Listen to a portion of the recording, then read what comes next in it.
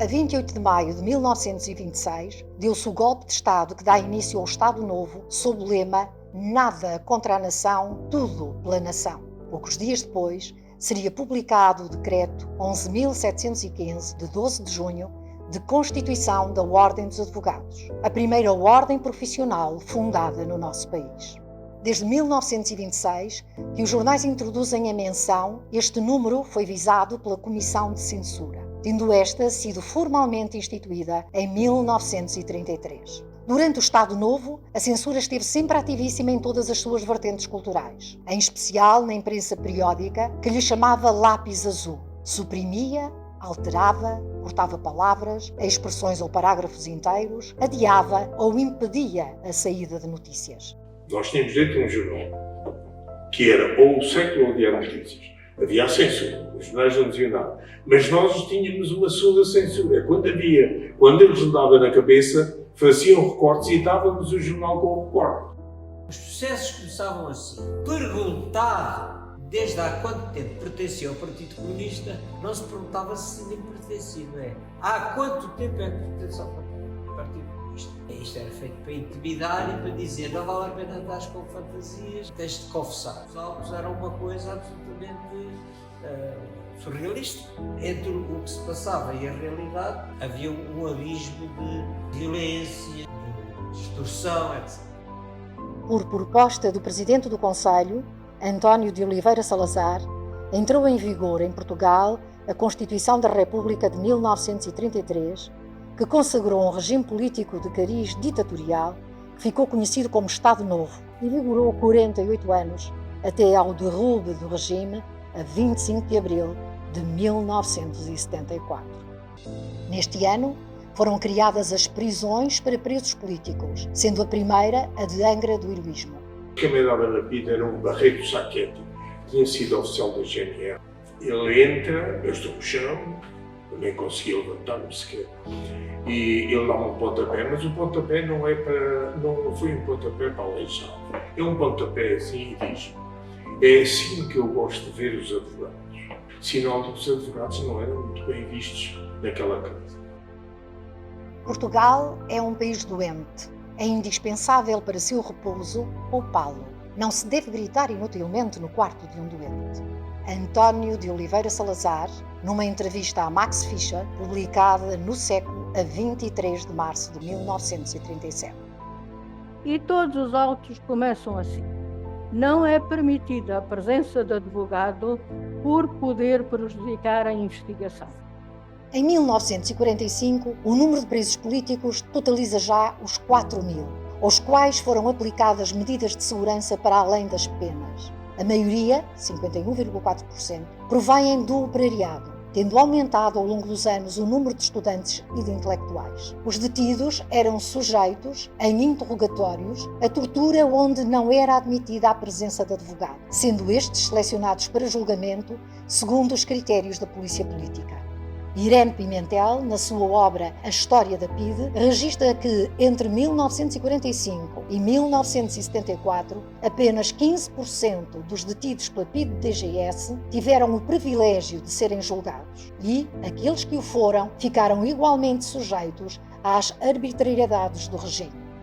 Após o cumprimento da pena, sentenciada pelo tribunal, a maioria dos presos continuava sob a alçada da polícia quando esta considerava que o estado de perigosidade do detido se mantinha. O Decreto-Lei de 9 de agosto de 1954 permitia a aplicação das medidas de segurança até aos 180 dias. Um novo decreto de março de 1956 veio permitir que as medidas de segurança pudessem ir de 6 meses a 3 anos, sendo prorrogáveis por períodos sucessivos de 3 anos por cada decisão da PIDE e confirmada pelo Tribunal Plenário. A este propósito, Jorge Sampaio denunciou a situação em cartas dirigidas ao bastonário da Ordem dos Advogados, Pedro Pita. Pelo Forte de Peniche passaram entre 1934 e 1974 2.510 presos, destacando-se este como a cadeia que maior número de presos políticos acolheu até à sua desativação. O Zenha tem umas alegações excepcionais que diz: havia 3 advogados presos, 2 eram brancos, já saíram, um é preto, fica preso. Eu fui extremamente feliz.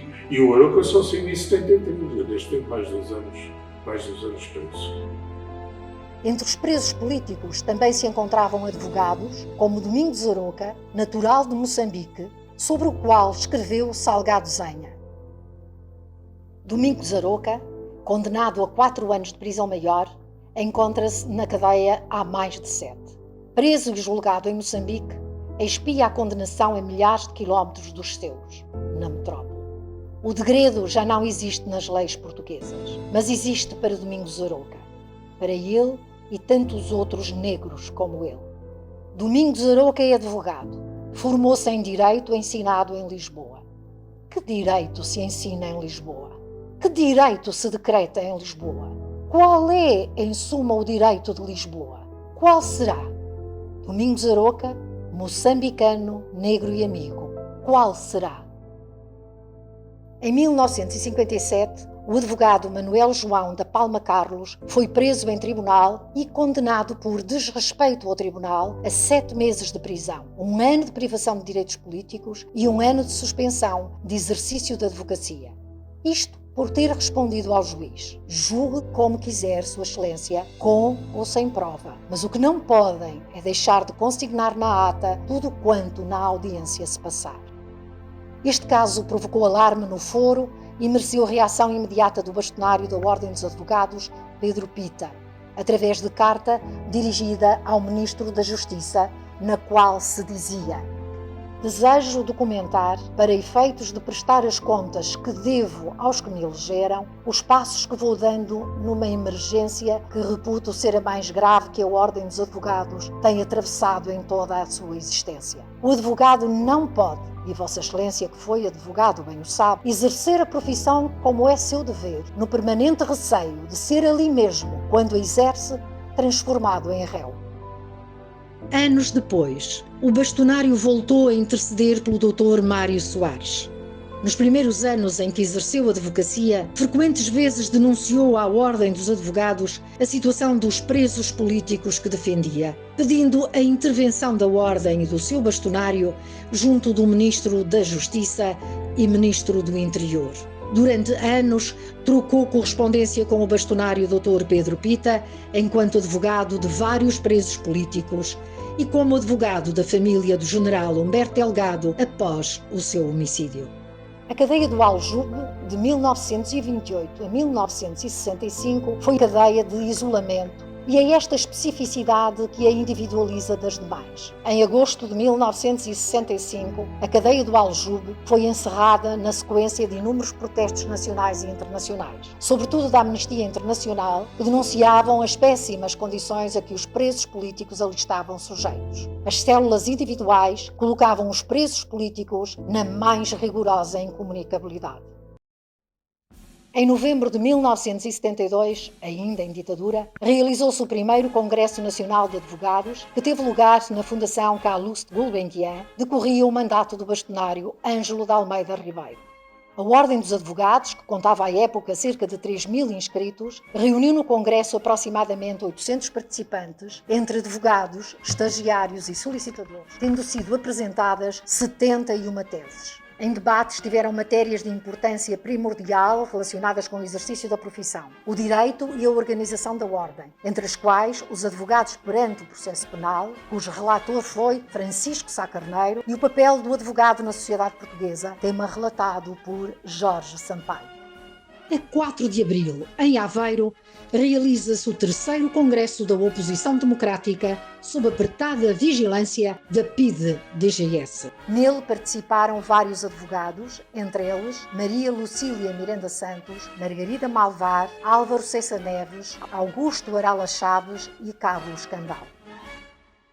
Após uma tentativa falhada de golpe militar, o MFA marca o início das operações militares para o dia 24 de abril, com a transmissão da canção E Depois do Adeus, de Paulo de Carvalho. Na madrugada de 25 de abril, é transmitida na Rádio Renascença a canção Grândola Vila Morena, de José Afonso, senha escolhida pelos militares do MFA para confirmar que as operações militares estão em marcha e são irreversíveis. No final desse mesmo dia, às 20h05, é lida, através dos emissores do Rádio Clube Português, a proclamação do movimento das Forças Armadas que depôs o Estado Novo. Iniciou-se nesta data histórica uma nova era para as instituições políticas do país, com larga repercussão nos aspectos sociais e económicos e reflexos na Ordem dos Advogados. O bastonário enviou à Junta de Salvação Nacional o seguinte telegrama: o bastonário da Ordem dos Advogados, impossibilitado de reunir imediatamente o respectivo Conselho Geral, desde já manifesta a Vossa Excelência incondicional apoio dos advogados portugueses na restauração dos direitos cívicos e liberdades fundamentais, garantias de liberdade individual, na extinção de jurisdições especiais, defesa de independência e dignificação do Poder Judicial, pelos quais este organismo sempre tem pugnado.